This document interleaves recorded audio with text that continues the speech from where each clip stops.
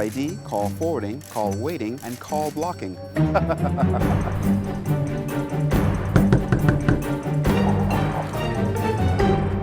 I think it's time you cut the blue wire. Cut the blue wire. Save up to $250 on your phone features with RevVoice. Get RevVoice. Save money. Questions arising as to how private Save the Base emails were obtained by a member of parliament. The former BEC chairman speaks on PowerSecure's acquisition. Royal Bank makes a donation to rebuild homes damaged by Joaquin. Plus, Bahamas Convention Center handed over for the upcoming IDB general meeting. We've got those stories and a lot more coming up tonight. I'm Kyle Joaquin, and NB12 starts now.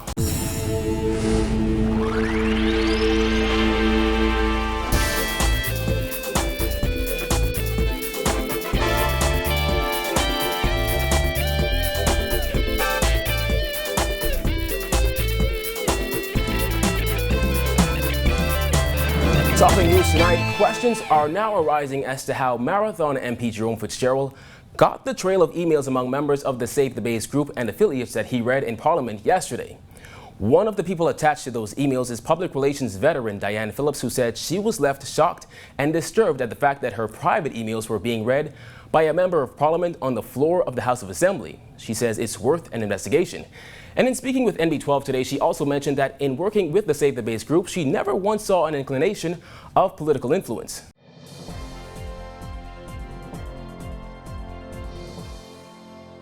Surprised that there were emails from my private email that were being read aloud in the House of Assembly. Actually stunned. She said she was lost for words as she listened to the Marathon MP call a list of names attached in those emails and even read some of them aloud. In one of them, Louis Bacon's brother contended that Police Commissioner Ellison Greenslade is deeply entrenched in the Progressive Liberal Party. Fitzgerald used the emails as alleged evidence to show that the group, Save the Base, is all a part of a political plot being used to bring down Canadian billionaire Peter Nygard and the PLP government. But Phillips, who is a well-known and respected PR professional, said while she's not a part of the group, she has been doing public relations work for it, as that is her career. And in doing that work, she said she's never heard or seen anything that shows there is political motive. I don't know anything about any political connections, absolutely nothing. I have never met a government here that I didn't like or have respect for. I have friends in the FNM, in the PLP, and in the DNA. And there's no political involvement. I never saw any of this or heard any of this stuff about, trying to destabilize the government. All I ever was involved with, now I don't know about other people, all I know that I was involved with and the people I worked most closely with, like the current chairman, Joe Darville, etc., is all about the environment. She called all of the allegations troubling and that in working with the group for 3 years, they've gotten a lot accomplished. I have worked with Save the Base to promote environmental awareness. I think Save the Base has done a tremendous job with that. In the less than 3 years since the organization was launched, I think we've done so much good in making people aware of how important the environment is. But the question is, just how did Fitzgerald get the emails? I think that it's certainly worth investigating.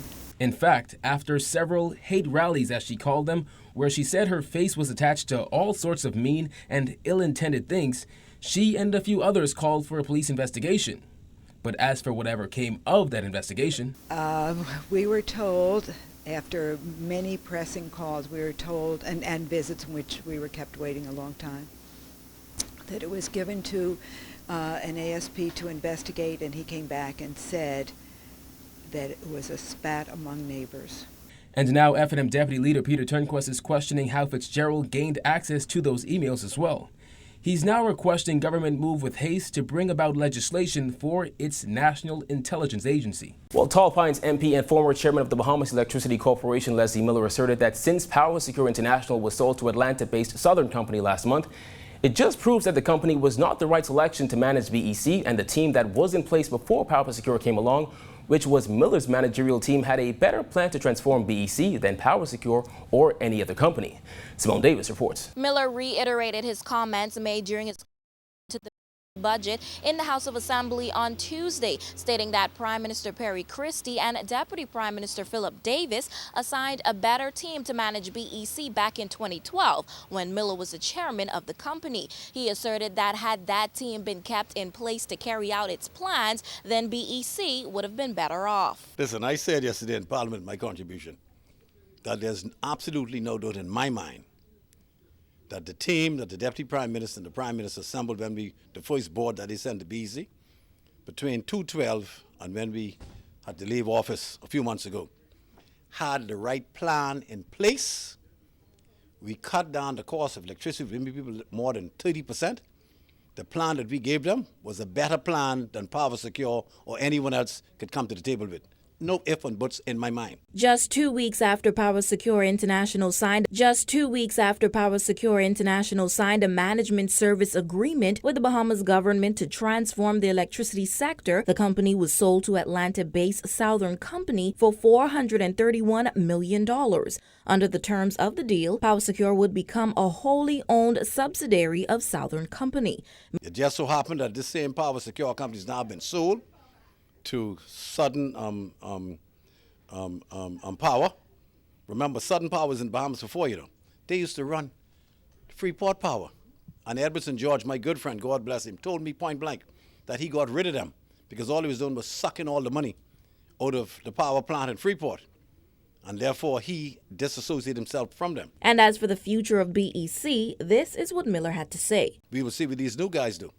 You got to have faith in Bahamians. That's all I have to say. Reporting for NB12, I'm Simone Davis. The Bahamas government has reinforced its commitment to complete the stalled Baha-Mar project. During the signing of an official handover ceremony this morning at the mega resort, Minister of State for Finance Michael Alquitas announced that the handover would allow for the conference center at Baha-Mar to be used for the hosting of the annual general meeting of the boards of governors of the Inter-American Development Bank and the Inter-American Investment Corporation. Alquitas dubbed the agreement a significant step as it allows them to showcase the facility to senior government officials and foreign representatives. The government and people of the Bahamas are indeed grateful to China Export-Import Bank for positively responding to our request to use the Baha-Mar Convention Center as the primary facility for the hosting of the annual general meeting of the boards of governors of the Inter-American Development Bank and the Inter-American Investment Corporation. This is a very significant step because it allows us the opportunity to showcase this wonderful facility to senior government officials and prominent public and private sector representatives from 48 countries around the world. As the government prepares for the annual meeting to take place in April, bringing thousands from around the world, Alquitas said the agreement would allow the Bahamas to be used as a platform to host more major international meetings and conferences. Further, it demonstrates the country's ability to host major international meetings, conferences, and conventions, and reinforces the government's commitment to continue to work diligently with the China Exim Bank to complete and open this vital facility to the country's tourism product and, by extension, the national economy. Chinese ambassador to the Bahamas, His Excellency Juan Gieson, who communicated through his English translator, expressed his excitement about the agreement and noted that the convention center at Baha-Mar is among the largest in the Caribbean region. 这个会议中心是加勒比地区最大的国际会议中心，将为巴哈马承办世界级和地区的大型会议提供了新的场所。 也将有助于推动巴哈马会议旅游经济的发展。 The Baha-Mar Convention Center is one of the largest convention centers in the Caribbean area, which will provide the new value and a new opportunity for the Bahamas to host international and regional large-scale meetings and conventions, which will help to promote the economic growth of the Bahamas